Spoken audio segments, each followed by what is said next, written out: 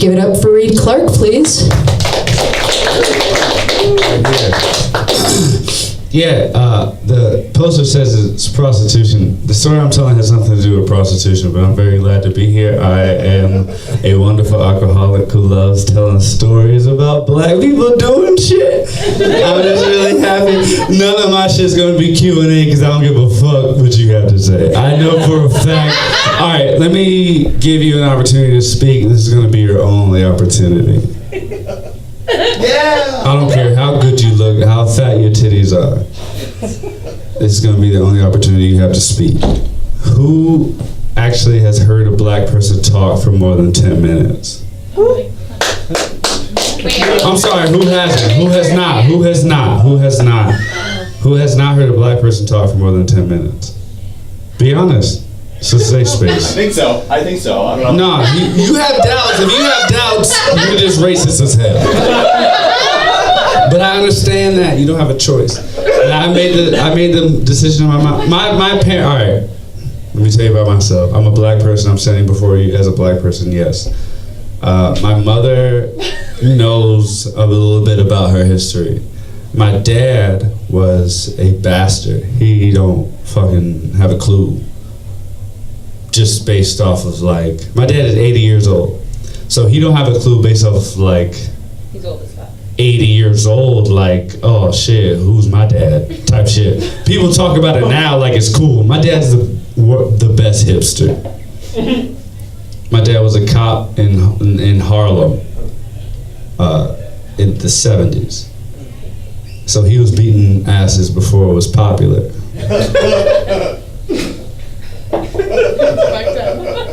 It is, but laugh out loud. Get used to it. Come on.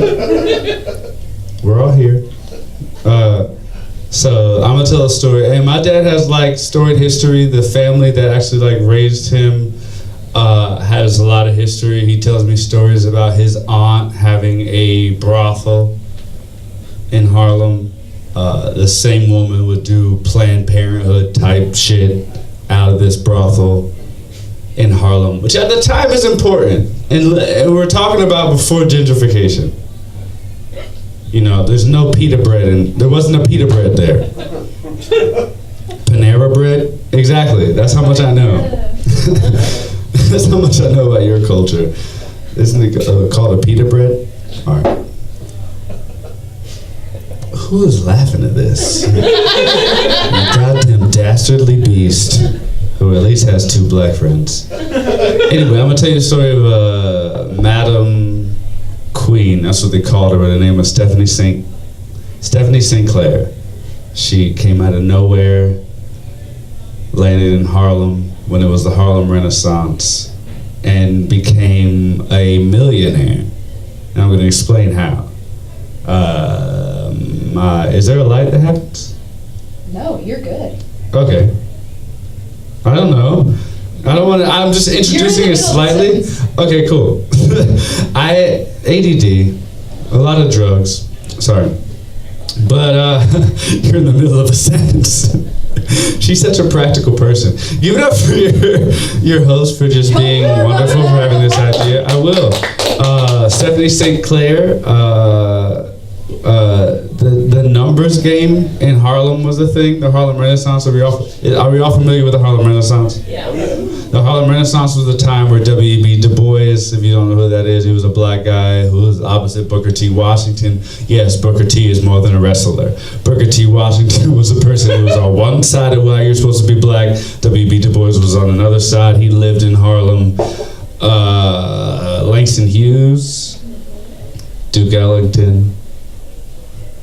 Any black person do you know any black people that were alive in the 1920s? They went to Harlem and they loved it. So I'm gonna tell you a story about this time in Harlem and about a woman who ran the numbers game. My dad ran numbers, my grandfather ran numbers. Shit is real. Thank you. Oh, yeah. Yes, thank you. On the thing you have it as a madam, as if it's prostitution, but it's not. Her name was just normally known as Madam Queen because that's how white people like to boil down black people. Wait. You understand? Like, that's just a step above Mammy. Mammy. Mammy. My heartstrings are sprinkled around Alabama. Okay, let's get your talking points. You gave me a list of. I did. The Harlem Renaissance was a thriving time for black people. Langston Hughes. My name is Reid Hughes Clark. I don't think I'm related to Langston Hughes, but I like to always think so. But my dad is 80 years old, so he was born in the Harlem area around the time that I'm describing. And his parents, he doesn't really know who they are. And Harlem in the 1920s was like a thriving time. You know, it was like where black people could make money and money would circle. Why are you laughing at that line? All right, that's weird. That's why Dave Chappelle quit.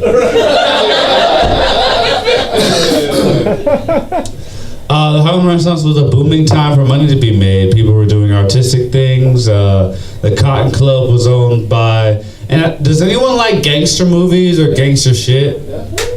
Okay, yeah, I do too. So, I'm gonna take this jacket off. Sorry. I'm not sorry. I'm not gonna apologize anymore, but it's just hot in here, but it's cold outside this tricky area. So you're gonna talk about the numbers game? The numbers game. My dad read numbers, and the numbers were like a thing where everyone played in Harlem. So you could have like, hey man, play these 3 numbers for me, right?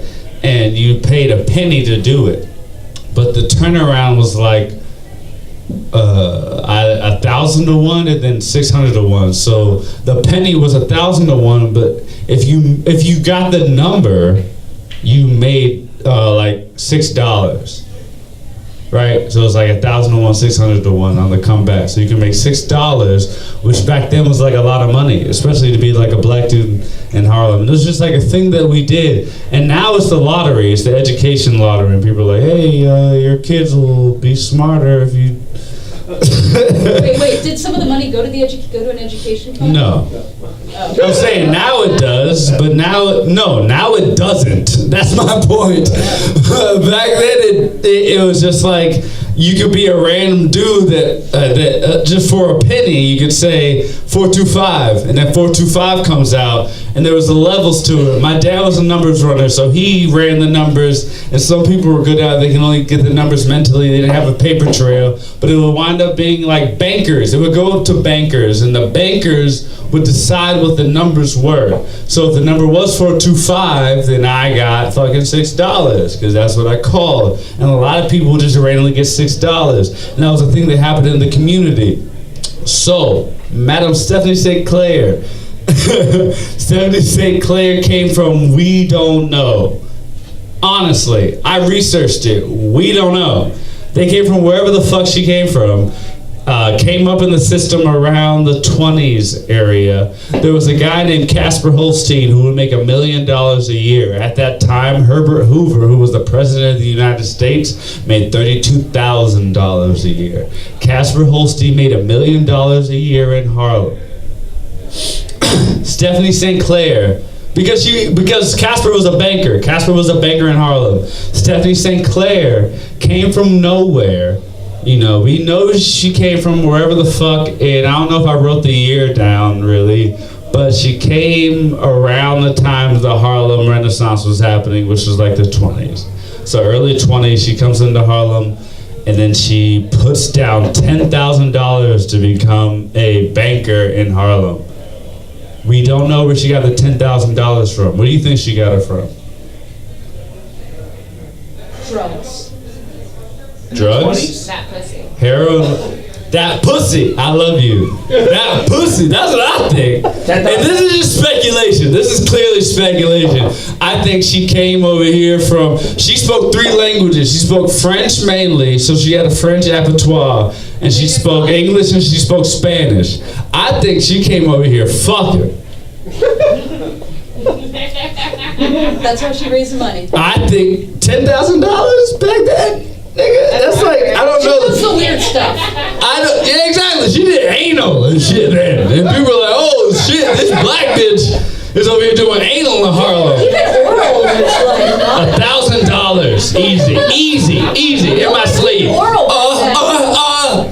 So when you say she was speaking Spanish, French, English. And Harlem. And Spanish and Harlem. Ebonics, I guess. She also spoke Korean. She also spoke gangbang. All right. Subtlety. So anyway, she puts down $10,000 because of banger in Harlem.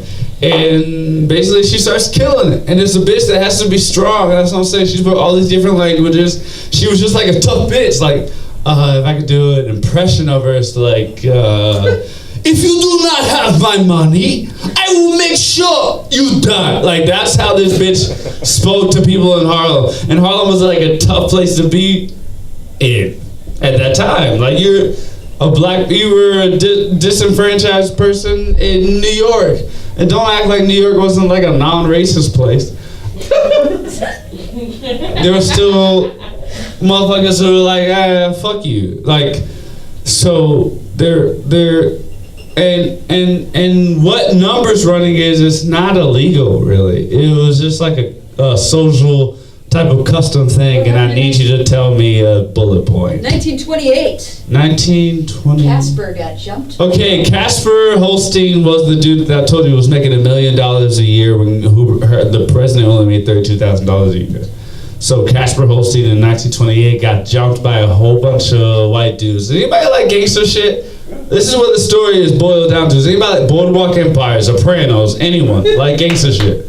Woo! Yeah. Oh shit. Not enough. I love gangster shit. I might have asked that already. Shut up.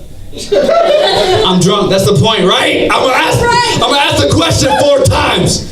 But anyway, I love gangster shit too. So Casper Holstein got kidnapped, and that's how you do gangster shit. If you're no one and you want to be known, you have to kidnap someone. You have to rob a poker game. Anybody seen Sopranos? Anyway, Casper Holstein. They came up and they were like, hey, motherfucker, we're the police. White people could always say they're police. You can come up to me with a cop outfit that you got from Target and say I'm a cop. And I'll be like, yes, sir. And have some fake-ass plastic handcuffs. I'm not that dumb. I would probably say, these are plastic handcuffs, sir, please. Sorry. So the mafia pretended to be cops. The mafia pretended to be cops, and they got Casper Holstein, and they were like, oh, we're going to take you downtown, but he sees that they're going to take a different turn, and they go to the Bronx. And Dutch Schultz, if you're into fucking gangster shit, Dutch Schultz was the one that wanted a piece of Harlem before Lucky Luciano. Dutch Schultz wanted a piece of Harlem, and he was about to have it. So his crew basically kidnapped Casper Holstein at $50,000, and $50,000 was a lot of money. This made the New York Times. Casper Holstein gets kidnapped. Ransom is $50,000. They pay the $50,000, and then so many people are like, where the fuck are these niggas getting $50,000? Like, where the fuck is Harlem getting $50,000? And some people that are positive are like, oh, let's put some cameras or let's talk to the people. But then Gangsters was like, shit, nigga. And then Dutch Schultz was like, let's just harass Harlem. And if you were a gangster or doing something that was semi-unworldly in Harlem, you had to pay a fee to the police, which was called ICE, which wasn't like a payoff, it was ICE. We're cool, you know. A cop will probably come to me in Harlem and pay the numbers. My dad was a cop in the 70s. He had to live in the fucking place that he patrolled. That's the only difference between now and then. Anyway, Letters New Harlem. Stephanie Sinclair wait. Letters New Amsterdam is what New Amsterdam. The $50,000 for Casper Holstein. That was in the New Amsterdam News. Was a black newspaper. Yes. Yeah. That's yeah. I said that. Investigation cuts a deal. The Seabury investigation. So after the $50,000, like Dutch Schultz came after they came after Harlem hard. So they wanted a piece of Harlem. They were from the Bronx. They wanted a piece of Harlem. They really wanted to get all the money that could have been gotten out of Harlem. So she left, but I need it. I'm so goddamn drunk. So they really wanted a piece out of Harlem. So Madam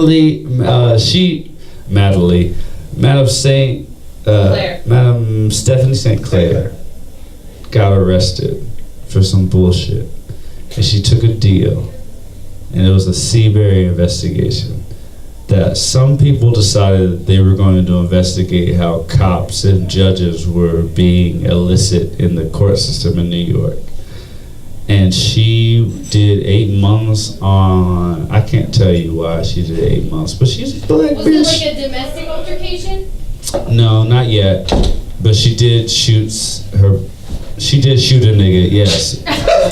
But that's not yet. Like, the Seabury investigation was her pointing out. She did 8 months for fucking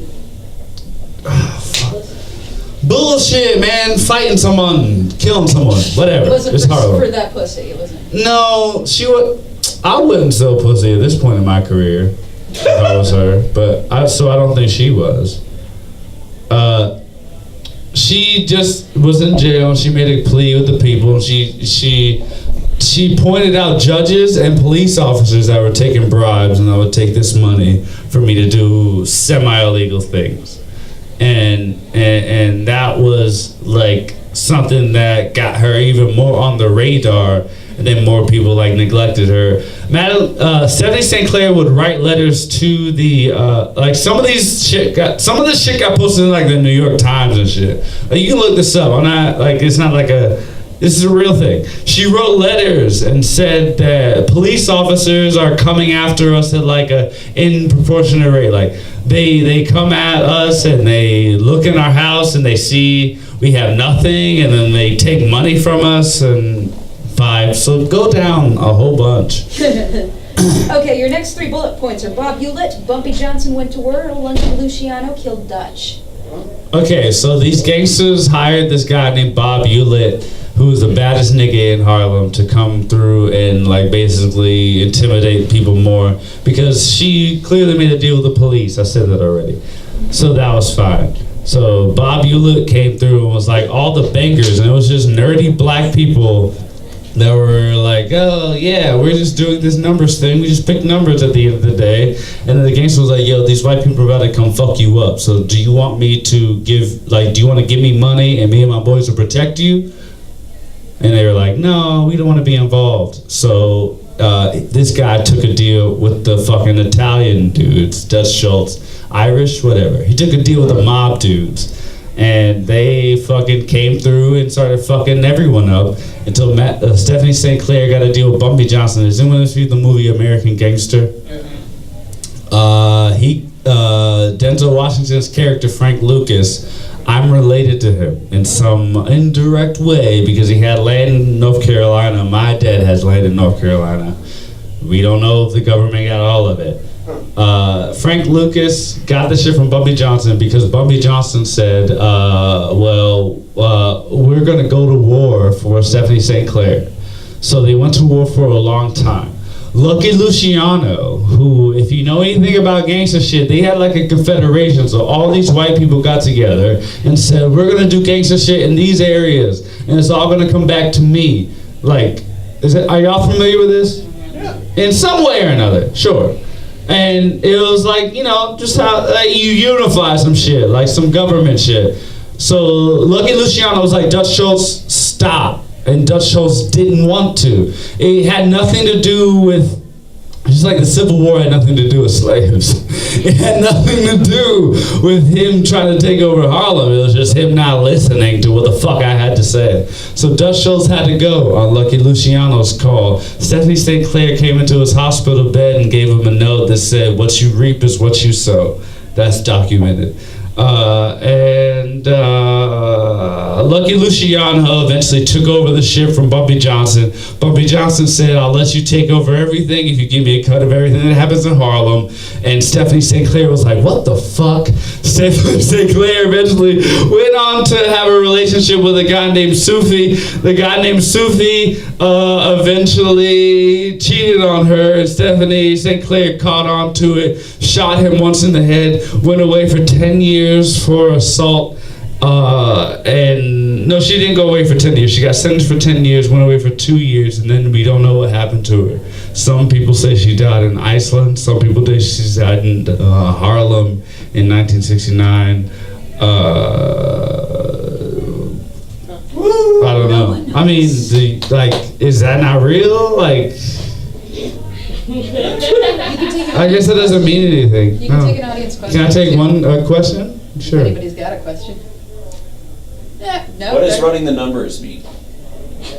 I didn't explain that. So running the numbers means that like you can pay a penny, right? It's you a pay me a penny, It's and then you pay me a penny and say It's the mafia lottery. You pay me a penny and say 425, and I go up to it and I remember the number. And this penny is 425. If 425 is the number that comes out that day, Enough you pennies get build up to $6 $6. a day? Who does that? Everyone in Harlem, nigga. Right. Everyone in the community did that. Yes. Did I not explain that? Yeah, you did. Can I get another question that's like well versed? No one else cares. What's the evidence that she was in Iceland? In the documentary that I saw, please look it up. Stephanie Sinclair. It'll come up on like YouTube and shit. This is the same shit I got all my information from. That's where I saw the shit. And it's just information. Some people say in Harlem that she was buried in Harlem, but there's no documents at that funeral place that they buried her. But there's a name, Stephanie Sinclair, which is it's a fucking white ass name, so who knows? But somewhere in fucking Iceland, a bitch got buried named Stephanie Sinclair, and they're like, maybe this is the bitch. And then somewhere in Harlem, a bitch got buried named Stephanie Sinclair, and maybe this is the bitch. She came out of nowhere. We don't know where she came from. Were you here for the whole time? Yeah. She's a goddamn superhero or an alien. I'm spitting all over the place. Women and black people can be anything they want. Bitch came out of nowhere, came back to nowhere. Is she in Iceland? Exactly. Is she in Iceland? Is she in Harlem? She's an ISIS. She's. Whoa! Oh, that'd be shocking.